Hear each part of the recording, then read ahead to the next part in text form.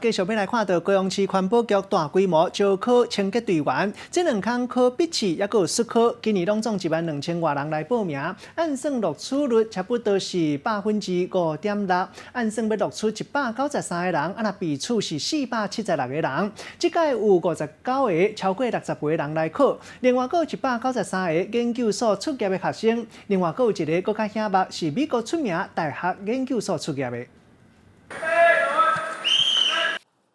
考生脚步大好在，目睭看头前，听到表声就随冲出去，拼死要做甲上完美。原来是高雄市环保局咧招考清洁队员。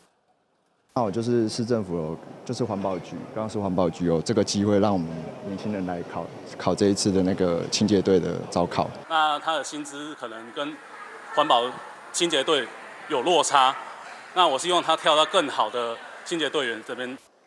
这是环保局9年来头一届规模这么大的对外招考，为8月31开始考2天，有笔试甲术考的测验。考生内底60岁以上的有59个，有研究所学历的有193个，其中还有摕到美国有名学校的学历的考生，拢总有12000多个人去考。预计录取的人数193个人，被取476个人，录取率干那5.6%。第一梯次193的，我们大概在11月就会来禁用。